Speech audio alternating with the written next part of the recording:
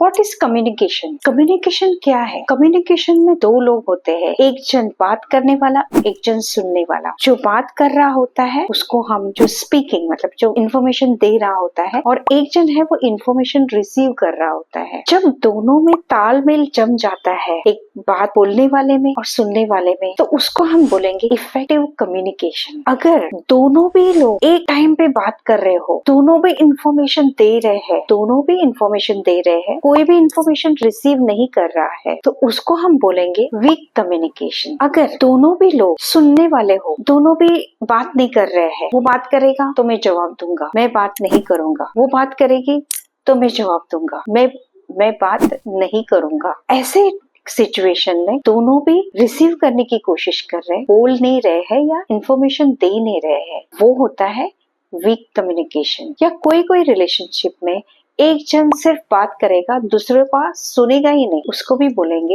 Week communication. अब effective communication की जरूरत क्या है? एक होता है कस्टमर, एक होता है सेल्समैन। अगर कस्टमर सेल्समैन को क्लियरली अपनी बात कन्वे करे, क्लियरली इंफॉर्मेशन कन्वे करे कि एग्जैक्टली उसकी क्या जरूरत है, और सेल्समैन उसको अच्छे से समझे, अच्छे से उसकी बात समझे, उसको जैसे चाहिए वैसे प्रोडक्ट उसको दिखा सके। और अगर सेल्समैन कोई कस्टमर को अपने प्रोडक्ट के बारे में क्लियरली इंफॉर्मेशन दे और कस्टमर उसकी बात को सुन ले, तो उसको बोलते हैं इफेक्टिव कम्युनिकेशन।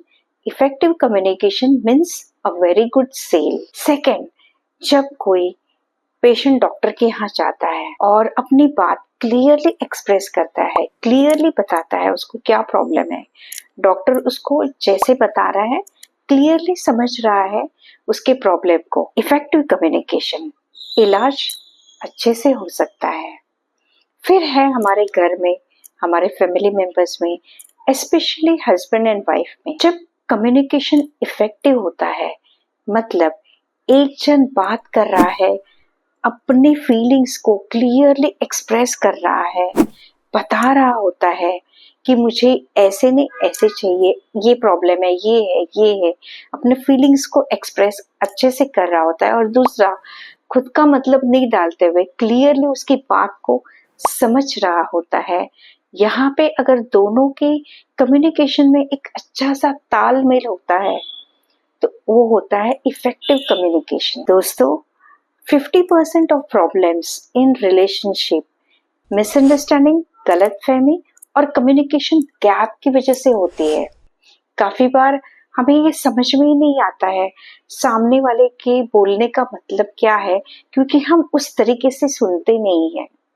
इसको बोलते हैं listening gap and communication gap and misunderstanding. इसकी वजह से सारे रिलेशनशिप में प्रॉब्लम होता है। दोस्तों, आज के बाद आप देखिए आपका कम्युनिकेशन वीक है या आपका इफेक्टिव है। अगर वीक है तो उसको इफेक्टिव में ट्रांसफॉर्म कीजिए। अगर आपने आपका हर कम्युनिकेशन इफेक्टिव बना दिया, तो आपके लाइफ के रिलेशनशिप प्रॉब्लम्स सॉल्व हो सकते हैं। आप एक रिलेशनशिप को एंजॉय कर सकते हो, अच्छा सेल कर सकते हो और अच्छा इलाज भी कर सकते हो। सो आज के बाद सिर्फ एक चीज के ऊपर ध्यान रखना कि आपका कम्युनिकेशन इफेक्टिव है या वीक है।